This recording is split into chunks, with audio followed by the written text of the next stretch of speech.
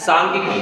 तो सबसे पहले सांख्यिकी की यदि हम बात करें तो हमारे साथ स्थिति आती है सांख्यिकी में कि सांख्यिकी के अंतर्गत हम पाठ में पढ़ रहे हैं केंद्रीय प्रवृत्ति की माप। तो केंद्रीय प्रवृत्ति की माप किन्हें कहते हैं?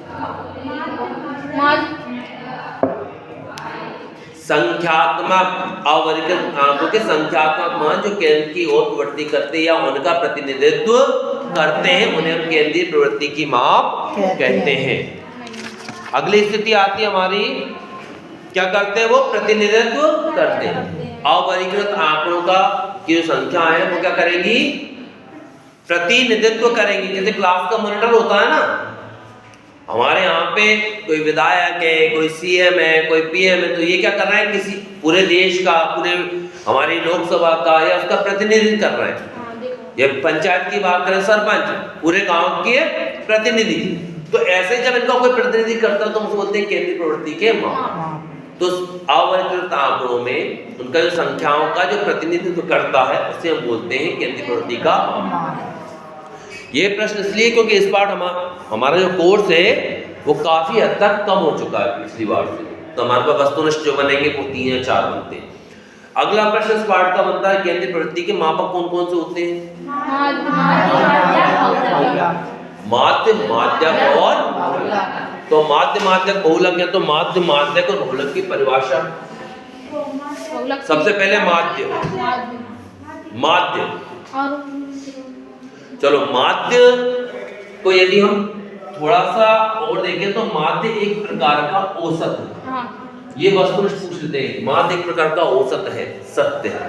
अब माध्य और औसत की हम बात करें, दिए गए आंकड़ों के योग को उनकी संख्या से भाग देने पर हमें माध्य प्राप्त होता है। दिए गए आंकड़ों के योग को उनकी संख्या से भाग देने पर हमें माध्य प्राप्त होता है।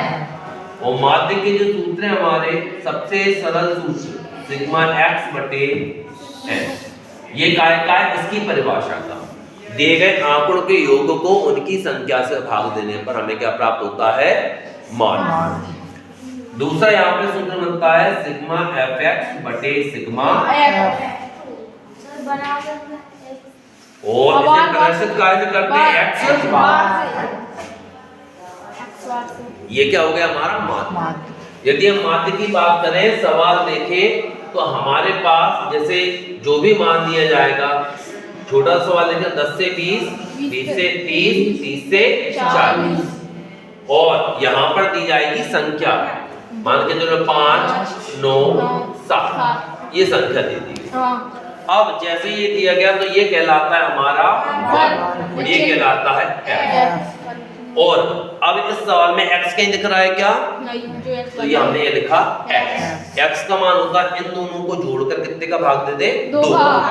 20 और 10 30 में 2 का भाग दिया तो 30 और 20 50 में 2 का भाग दे तो 30 और 40 70 में 2 का भाग दे तो ये स्थिति। अब थोड़ा एक चेक करने का तरीका, 20 और 10 30, 30 में 2 का भाग दिया 15। इनका अंतर क्या है? 20 में से 10 घटाएं तो 10, 30 में से 20 घटाएं 10, 40 में से 30 घटाएं 10, तो जो 15 है उसमें 10 जोड़ो, 15 और 10 25, 25 और 10 35। तो हमारी लाइन सही आ रही है या नहीं? हो सकता है ये क्रम उल्टा हो जाए, तो जैसे 40 से 30, फिर 30 से 20, 20 से 10। तो यदि मान घटते क्रम में जा रहे हैं तो ये मान घटते जाएंगे अन्यथा बढ़ते जाएंगे। अब क्या ज्ञात करना था? fx मतलब दोनों का गुणा। 15 का 5 में करने तो 15 5 25 नम्मा 225। अब यदि fx यहाँ पे लिखते हो गुणा में दिक्कत है तो सीधा लिखना, f का मान कितना है? 5 गुणित 15 बराबर कितना हो गया? 225। 15 5 75। 25 का करें तो 9 गुणित 25 कितना होगा? 225। अब 7 गुणित 35। सर मुझे तो नहीं आता, मुझे भी नहीं आ रहा भाई। तो मैंने यहाँ पर इसी पेज में एक चौकोर डब्बा बनाया, उस पे लिख दिया रहा ये 35 गुणित 7, 7 पंजे 35 हासिल 3, 7 दिया 21 और 3 24। तो ये मान कितना हो गया? 245। यहीं पे रफ कर लिया। पेज क्यों नहीं पलटा, कहीं संख्या गलत हो गई तो लिख के जाओ यार, रफ लिख दिए, चेक करने वाला नहीं काटेगा। मेरी कॉपी भैया, ये कॉपी मेरी है ना, मेरी मर्जी होगी, मैं उस पेज को रफ्तार मानूंगा। कहीं पे निर्देश नहीं दिया गया है कि रफ्तार आखिरी पेज को ही माने। अब सूत्र क्या था, सिग्मा fx बटे सिग्मा f। सिग्मा का मतलब होता है सभी का योग। f कितना था, ये सिग्मा लगाया तो इन सबको जोड़ना पड़ेगा भाई। 5 और 9 14, 14 7 21। सिग्मा fx मतलब इन सबको जोड़े, 5 और 5 10, 10 और 5 15, हासिल 1, 7 और 1 8, 8 और 2 10, 10 और 4 14, हासिल 1, 2 और 1 3, 3 और 2 545। यहाँ मान रख दिया 545 बटे 21।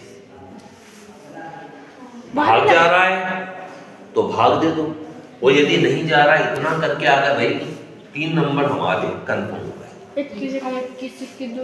अब अगली स्थिति आती है कि यदि इतना भी नहीं आ रहा, समांतर माध्य का सवाल आता है और मैं माध्य का सवाल आता है और मैं ये सूत्र लिख के आ गया, x बार बराबर सिग्मा fx बटे सिग्मा f, तो भी मुझे 1 नंबर मिलेगा सूत्र के लिए।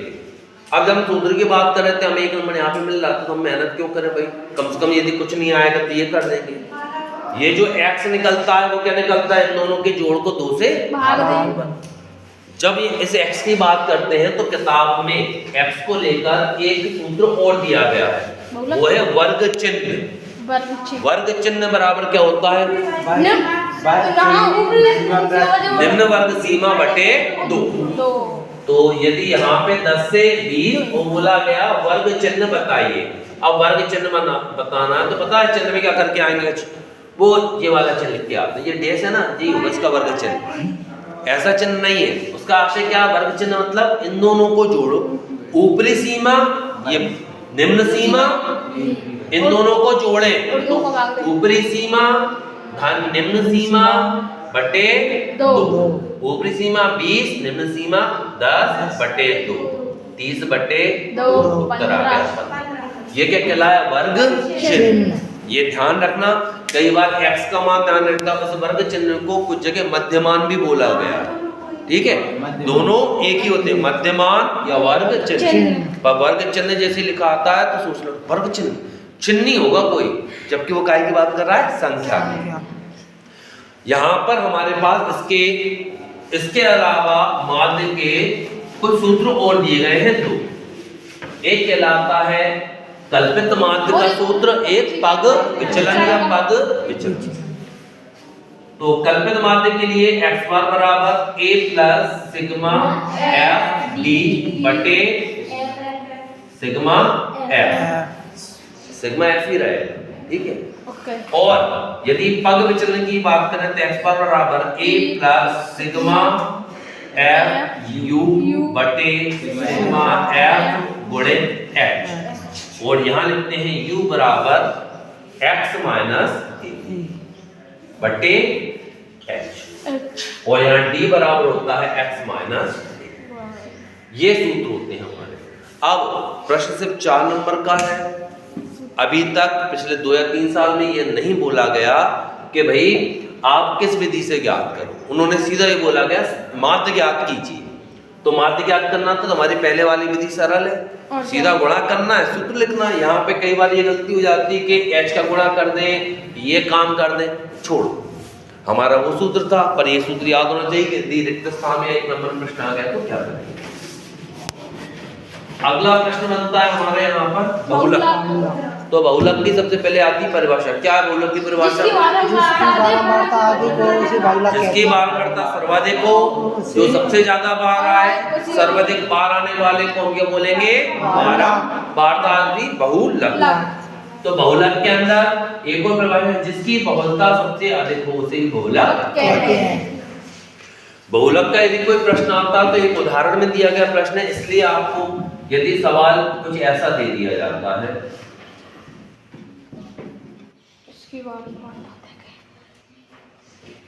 ये हमें दे दिया बहुलक बताइए, तो सबसे ज्यादा बार क्या आया है, 3, 1 2 3 4 बार आया, 3, जबकि 2 कितनी बार आया? 1, 2 और 3। ज्यादा क्या आया? 3। तो बहुलक क्या हो गया हमारा? 3। कर सकते हैं, परिभाषा हमारी हो गई। अब यदि इसके हम सूत्र की बात करें तो इसका सूत्र सबसे ज्यादा महत्वपूर्ण होता है। L बराबर बहुलक को कुछ जगह पर Z से भी दर्शाया गया, ठीक है। तो बहुलक का मान L धन F1 माइनस F0 बटे 2F0 माइनस F2 ये पूरा कोष्ठक के अंदर। अब क्या बना सूत्र? बहुलक बराबर L मतलब होता है निम्न सीमा, F1 माइनस F0 बटे 2F1 minus F0 minus F2 गुणित H। ये हमारा बहुलक का मान हुआ। बहुलक को लेकर यदि हम सवाल लिखें, कुछ वैसा ही छोटा सा सवाल देख रहे हैं, 0 से 5, 5 से 10, 10 से 15, 15 से 20, 20 से 25 हो गए कि 4-5 ये हमें दूसरा मान दिया गया 3, 6, 5 या लिख दिया मैंने 8 लिख दिया, ठीक है। अब जैसे ही ये मान लिखे तो इससे तो मैं जानता हूँ ये क्या होता है? वर्ग, ये होता है। अब जो F वाली लाइन है उसमें बहुलक मतलब जिसका मान सबसे ज्यादा हो, कौन सा सबसे बड़ी संख्या दिख रही है? 8। तो इसको 8 को हमने लिख दिया F1, यही लिख दिया 8 क्या हो गया? F1। ऊपर वाला F0, गिनती चालू यही होती 0, 1 और नीचे क्या आएगा? F2। 0, 1 और 2। 1 इसको क्यों दिया है? सबसे ज्यादा या सबसे बड़ा मान।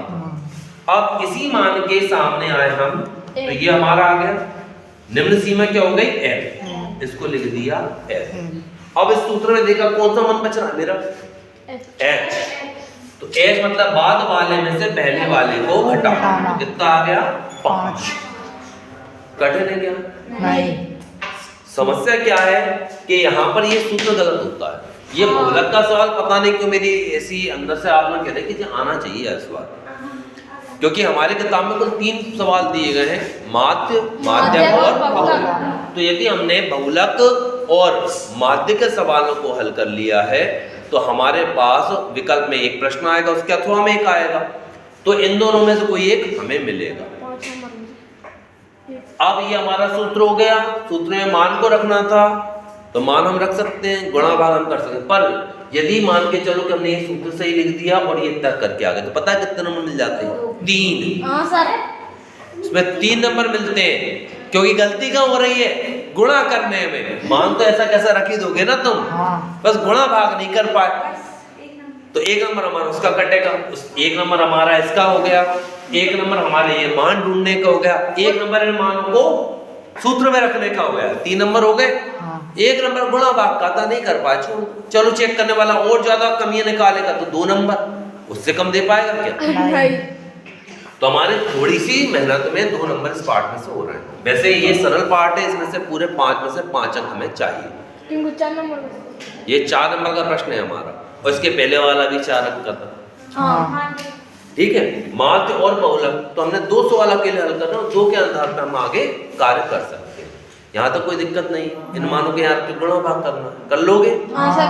चलो, अब बहुलक के बाद आते हैं माध्यक। शब्द क्या आया? माध्यक। तो माध्यक की परिभाषा होती है दिए गए आंकड़ों को आरोही या अवरोही क्रम में व्यवस्थित करने पर ठीक मध्य का मान माध्यक कहलाता है। अब आरोही अवरोही से आशय था उनको एक क्रम में जमाना, या तो बढ़ते क्रम में या घटते क्रम में, और जो बीच का मान आएगा उसे हम क्या बोलेंगे? माध्यक। माध्यक का सूत्र भी नहीं कर रहे हैं भैया, हम माध्यक छोड़ ही रहे हैं पूरा। क्यों भैया? 2 चीजें याद कर लेते हैं अच्छे से, ताकि जो L वाला फंक्शन माध्यक में भी आता है तो कहीं क्रॉस ना हो जाए। 1 नंबर भले वस्तुनिष्ठ का चला जाए, इसकी परिभाषा याद कर ली हमने माध्यक की कि माध्यक ऐसा होता है यदि हमसे पूछ लिया जाए कि भैया ये एक श्रेणी है 2, 6, 3, 5 और 9, इसका माध्यक बताइए। माध्यक कौन सा था? बीच वाला। 1 2 3 ये उत्तर लगा दिया और ये गलती हो गई। परिभाषा क्या थी? आरोही अवरोही क्रम में जमा। तो पहले 2, उससे बड़ी 3, उससे 5, फिर 6, फिर 7 तय नहीं। बीच की संख्या क्या बनी? 5। उत्तर क्या आ गया? 5। लिख के सकते हैं, कर लोगे? चलो यहाँ का एक वस्तुनिष्ठ बनता है इसका, उसे जरूर अच्छे से याद करो। संचयी बारंबारता वक्र को क्या कहते हैं? तोरण। संचयी बारंबारता वक्र को तोरण कहते हैं। तोरण के सवाल थे हमारी किताब में, वो अभी नहीं है। तो तोरण कहते हैं संचयी बारंबारता वक्र को। ये वस्तुनिष्ठ हमारा बनता है। तो वस्तुनिष्ठ बनना तो सिर्फ एक है। सवाल हमने 2 तरीके देखे, माध्यक और बहुलक। ये देखे थे? कौन से देखे थे? माध्य और बहुलक। चलो माध्य और बहुलक याद आया तो एक आखिरी अत्यधिक महत्वपूर्ण निशान लगाया हुआ तुम्हें रटाए हुए एक सूत्र तीन माध्यक प्लस बहुलक। क्या था? 3 माध्यक 3 माध्यक बराबर प्लस 2 यही हमारा 3 माध्यक 2 माध्यक और बहुलक। कई बार इसमें परिवर्तन कर देते हैं, वो क्या करते हैं? पक्षांतर कर देते हैं। वो लिख के देते हैं बहुलक बराबर 3 माध्यक ऋण 2 माध्यक। हम कहते हैं नहीं ये तो गलत हो गया, हमने तो करवाला, पर जबकि ये क्या है? सही है। सत्य क्या किया है? पक्षांतर। इसका ध्यान रखेंगे, ये याद करना है। 3 माध्यक बराबर बहुलक धन 2 माध्यक। चाहो संख्याओं में गलती हो, अच्छे से ध्यान करना। माध्यक बड़ा शब्द था, गुणा मां में ही होगा। माध्यक बड़ा था तो 3 का कर दिया, माध्य छोटा था तो 2 का कर दिया। माध्य छोटा था इसलिए इसका 2 से एक बहुलक और बन गया बराबर के लिए। ठीक है, ये हमारा सांख्यिकी का पाठ यहाँ पर खत्म।